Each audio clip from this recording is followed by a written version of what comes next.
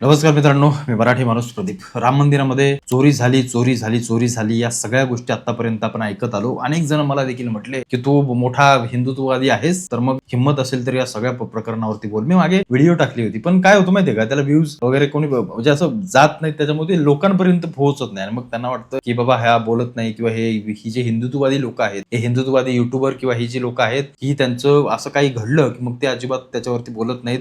पण जर दुसऱ्या कोणी केलं तर त्याच्यावरती लगेच बोलतात. पण माझा स्टँड तेव्हाही एकच होता, आणि तो म्हणजे, पण एक गोष्ट लक्षात घ्या, बोलत नाही असं नाहीये. जी घटना राम मंदिरामध्ये घडली, आणि राम मंदिराच्या जो कोणी तो चंपतराय आणि ती जी सगळ्या बाकीच्या लोकांनी जे काही केलं, त्या नक्कीच गोष्टी चूक आहेत. त्याच्यावरती मागे मी व्हिडिओ टाकून बोललोय, असं नाही की मी बोललोच नाहीये, अजिबात बोललोच नाही. निश्चित त्याच्यावरती आपण बोललो, त्याच्यावरती आपण चर्चा देखील केली. जे जे काही तिथं घडलं, त्याच्यामध्ये सरकारी ज्या संस्था, एसबीआय सारखी बँक असेल, टीसीएस सारखी कंपनी तिथं कामाला आहे, बाकी सगळी रामतीर्थ जी काही ट्रस्ट आहे आपली, ती देखील त्या पद्धतीनं काम करते. पण जो काही देशातून येणारा भाविकांचा, किंवा जी लोक आज प्रभू श्रीरामांचं दर्शन घेण्यासाठी जात आहेत, त्यांच्या भावनेशी चाललेला खेळ जो त्या काही हरामखोरांनी तिथे रचला होता. आणि मग तो देणगीमध्ये येणारा पैसा हळूहळू त्यातल्या एक नोटी, एका दोन बंडल आपल्याकडे काढत न्यायचं, आणि सगळीकडे तेच चाललंय, सगळीकडे तेच चाललंय. बरं, हे हिंदूंमध्येच नाही, हे मुसलमानांमध्ये देखील चाललंय, हे बाकीच्या लोकांमध्ये देखील चाललंय, बाकीच्या धार्मिक ठिकाणी पण याच सगळ्या गोष्टी चालू आहेत.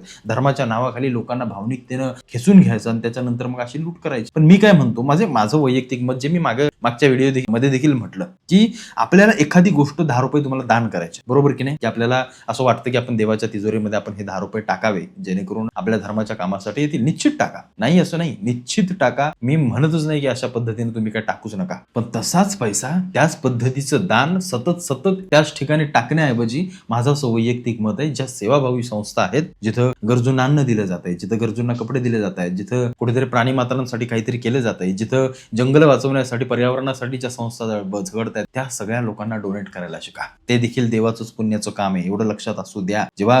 कारण मी जेव्हा पाहतो ना, अनेक लोक मंदिरामध्ये गेल्यानंतर मी चांदी दान केली, मी सोनं दान केलं, त्या शिर्डीमध्ये घ्या किंवा बाकीच्या अजून मोठमोठ्या ठिकाणी घ्या, तिरुपती बालाजी असेल किंवा अनेक ठिकाणी, ही ज्या पद्धतीने भरभरून दान करतात. पण याच्या मागे देखील अनेक गोष्टी असतात. अनेक जण त्यांचा काय टॅक्स वाचवत असतील, अनेक जण म्हणतात की आम्ही अनेक जण म्हणतात ब्लॅक पैशाचे सगळ्या गोष्टी तिथे टाकल्या जातात, तो त्यांचा मुद्दा. पण कुठेतरी या सगळ्या गोष्टी करण्यापेक्षा, या सगळ्या गोष्टींना पाठिंबा देण्यापेक्षा निश्चित द्या.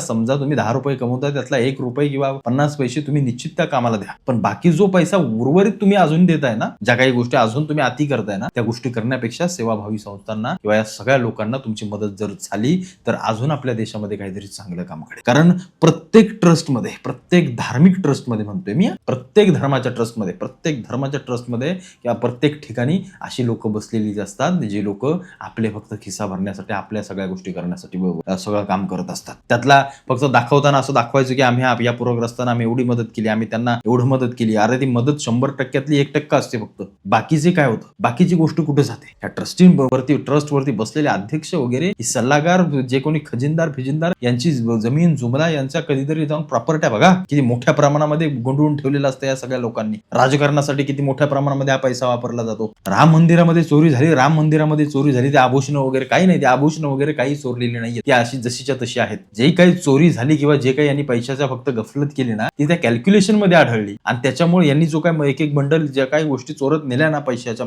याच्यामध्ये, छोट्या मोठ्या गोष्टी किंवा छोटी मोठी जी काही आभूषण होती, ती स्थानिक लोक तिथं दर्शनाला जात असतात. कोणी अंगठी टाकतंय, कोणी काय सोन्याचा एवढाचा हे टाकतंय, तुकडा टाकतंय. त्या सगळ्या गोष्टी जेव्हा कॅल्क्युलेशन आणि या सगळ्या गोष्टीमध्ये सापडल्या, तेव्हा त्या समोर आल्या, तेव्हा त्यांच्यावरती कठोर कारवाई सध्या करण्यात आली. असं नाहीये की भारतीय जनता पार्टीचं सरकार आहे, म्हणजे विरोधक असं बोलतायत की बीजेपीनं पैसा खाल्ला सगळा राम मंदिराचा. अरे ज्या बीजेपीनं राम मंदिर उभं केलंय ना, त्या भाजपानं, नरेंद्र मोदी आणि सगळ्या लोकांनी, त्या असल्या फालतू गोष्टी करणार नाहीत. त्यांच्याकडे देशाची तिजोरी येते, ते राम मंदिराच्या डल्ल्यावरती एवढी काही माणसं काय माणसातून उठलेली नाहीयेत. त्यांच्याजवळ माणुसकी आहे, त्यांना पण समजतंय देवाचा पैसा खायचा की कशाचा खायचा. तो ज्यांनी श्रीरामांच्या विरोधामध्ये वकील उभे केले ना, त्यांच्या सत्ता नाहीये म्हणून त्यांची जळफळाट होतोय. त्यांना ते कुठेतरी आतून राग येतोय की हे राम मंदिर उभं राहिलं, बाबरी पडली आणि राम मंदिर उभं राहिलं. राहिलं. हे जे तुष्टीकरणाचं राजकारण करणारी काँग्रेसी लोक आहेत ना, त्यांना त्यांच्या मनामध्ये खूप येत आणि हीच लोक राम मंदिरात चोरी झाली, राम मंदिरात चोरी झाली असं करून करून श्रीरामांची प्रतिमा मलिन करण्याचं काम करतायत. तुमच्या जवळ येतील अनेक जण. मी मान्य करतो ना, मी देखील मान्य करतो, चोरी झाली ठीक आहे, त्यांना कठोर शिक्षा व्हायची झाली, समिती बसवले, योगी बाबा बसले तिथं, बुलडोजर बाबा. घाबरू नका, तो माणूस केवढा हे नाहीये की जाऊ द्या मरू द्या चंपत राहायला सोडा नाही. सगळ्यांची खुटी गुंतणार, सगळ्यांना अगदी गुंतवून ठेवणार. प्रत्येकाकडनं जेवढे पैसा गेले तेवढा आता रिटर्न घ्यायचं काम चालू आहे. तुम्ही त्याचं टेन्शन घेऊ नका, त्या बाबतीत निश्चिंत राहा. जे झालं ते चुकीचंच झालं. पण माझा मुद्दा हा होता की प्रत्येक धार्मिक ट्रस्टच्या माध्यमातून अशाच पद्धतीनं पैसा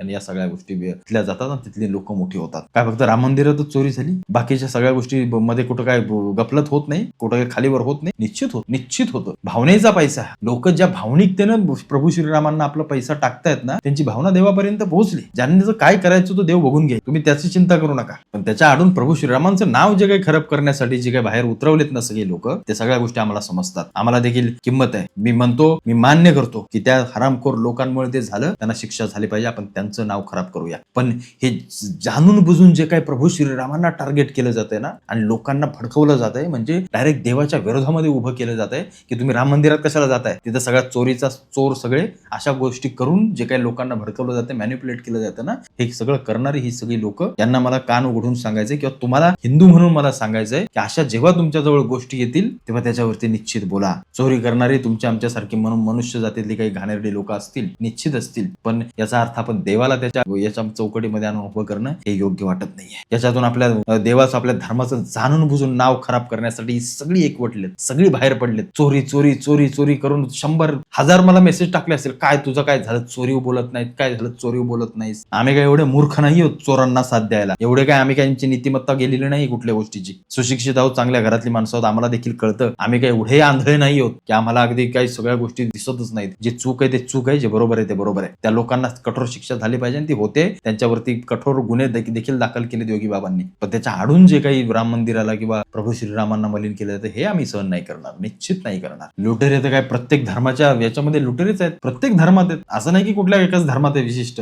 प्रत्येक धर्मामध्ये हे सगळे बसलेत जे भावनिकतेने लोकांकडून पैसा काढून घेत आहेत आणि मग अशा पद्धतीने स्वतःची घरं भरतात. सगळीकडे हीच परिस्थिती चालू आहे. अहो साधी आपली मंडळ घ्या उत्सवांची, किती 10-10, 15-15, 11-11 दिवसात गणपती मंडळांमध्ये लाखो करोडो रुपयांची उलाढाल होते. कुठं जातो तो पैसा? कितीतरी पैसा येतो, कितीतरी दान तिथं केलं जातं. लालबागचा राजा घ्या किंवा बाकीची तोच गणपती ना, अनेक अशी महाराष्ट्रातली मोठी मोठी मंडळ आहेत जिथं हा पैसा येतो. त्यानंतर कुठेतरी त्यांनी मदत वगैरे काहीतरी ट्रस्ट असते, त्याच्या माध्यमातून त्या सगळ्या गोष्टी दाखवल्या जातात. कुठे ना कुठेतरी काही ना काहीतरी होत असेल. मी म्हणतो 100 रुपये आला एखादा मंडळाला, जर 100 रुपये जर आले तर त्या 100 रुपयातले 100 रुपयेच पुन्हा प्रत्येक कामावरती लावले जातात असं आहे का? कोणीही सांगावं, असं होऊच शकत नाही, निश्चित होऊ शकत नाही. प्रत्येक ठिकाणी भ्रष्टाचार आणि या सगळ्या गोष्टी वाढत चालल्यात. त्यामुळे तुम्ही जेव्हा दान देताय ना, तेव्हा तुम्ही त्याचा विचार करा. मी तुम्हाला मगाशी म्हटलं ना, अरे एखादी संस्था एखाद्या जर प्राण्यांसाठी काहीतरी काम करत असेल, एखाद्या वन्यजीवांसाठी काहीतरी काम करत असेल, पर्यावरणासाठी काम करत असेल, एखाद्या लहान मुलांसाठी काहीतरी काम करत असेल, ज्यांना शिक्षण मिळत नाही अशा विद्यार्थ्यांसाठी काही काम करत असेल, या संस्थांना द्या ना भरभरून. ते काम करतायत, ते लोकांपर्यंत पोहोचतायत. अनेक संस्था फक्त पैसा कमवण्याचे साधन आहेत हेही मी मान्य करतो, नाही असं नाही. पण ज्या संस्था खरोखर काम करतात त्या तर तुम्ही माहिती काढू शकता ना, त्या गोष्टींना तुमचा पैसा जाऊ द्या किंवा तुम्ही स्वतः द्या ना, तुम्ही स्वतः द्या. तुमचं आज प्रत्येक जण कुठल्या ना कुठल्या तरी एखादा व्हॉट्सअप 10-15 ग्रुपमध्ये तुम्ही असता. तुम्ही एखादी युनिटी करा, 10-15-20 जणांची युनिटी करा. एखाद्या शाळेला जा, तिथे एखाद्या विद्यार्थ्याला गरज आहे त्याला काहीतरी द्या, एखाद्या ज्या माणसाला गरज आहे त्याला काहीतरी द्या. पर्यावरणातून तुम्ही त्याची झाडं खरेदी करा, ती लावा. प्राणी मात्रांवरती काय करायचं ते काहीतरी करा. या सगळ्या गोष्टींमधून तुम्ही असाही दान किंवा अशाही सगळ्या गोष्टी करू शकता. प्रत्येक ठिकाणी तुम्हाला धार्मिक स्थळांवरती मी प्रत्येकाला सांगतोय, मी प्रत्येक धर्माच्या माणसाला सांगतोय, तिथं जाऊनच तुमची भावना व्यक्त झाली पाहिजे. असं काही करू नका, काही करायची गरज नाहीये. ना देवानं तुमच्याकडे दान मागितलंय, ना देवानं तुम्हाला सांगितलंय की मला पूजा किंवा मला हे करा, काही नाही कोणी केलंय. आपली एक भावनिकता असते, आपले एक हे असतं. म्हणजे आज हिंदूंचं मी म्हणतोय, आज हजारो लाखो लोक मंदिरामध्ये जातात, पण धर्माला वाचवण्याची जेव्हा वेळ येते तेव्हा त्यातले हजारच फक्त उपस्थित असतात. देवाला हे मान्य नाहीये. देव म्हणतो साला माझ्यापाशी येतोस तो माझं अस्तित्व वाचवण्यासाठी तर पुढे ये, तर मी तुला आशीर्वाद देईन. म्हणजे तुला हवा असेल तर तू माझ्या दारात येतो, आणि जेव्हा माझ्या अस्तित्वावर प्रश्न येतो तेव्हा तू गांडीला पाय लावून पडतो. असल्यानं देव पावणार नाही किंवा असलं काही गोष्टी नसतात. त्याच्यामुळं जे लोक खरोखर धर्मासाठी काम करतात, स्वतःच्या अस्तित्वासाठी, स्वतःच्या परंपरेसाठी, संस्कृतीसाठी काम करतात, त्यांना यातल्या भावनिकतेच्या गोष्टींची काही गरज वाटत नाही. आणि राम मंदिरामध्ये जी काही चोरी झाली ना, त्या पैशांची, थोड्याफार पैशांची, त्या सगळ्या गोष्टी योगी बाबा तपासतायत. अनेकांवरती गुन्हे दाखल झालेत, सगळ्या गोष्टी बाहेर निघतील. जे काही आभूषणं होती ती तिथल्या तिथं आहेत, काही असं झालेलं नाही. आणि एक गोष्ट लक्षात घ्या, हे सतत श्रीराम श्रीराम करून करून करून जे काही नेरेटिव्ह आणि जे काही चुकीच्या गोष्टी पसरवल्या जातात ना, याला तुम्ही हिंदू म्हणून कुठेतरी अडवलं पाहिजे. आणि आपल्या देवाची विटंबना जी काही विशिष्ट लोक करतात त्यांची ती विटंबना न होता आपल्या भगवंताचं ते अस्तित्व, ते स्वरूप जशाच्या तसं अबाधित राहिलं पाहिजे, याच्यासाठी तुम्ही सर्वांनी प्रयत्न करावा.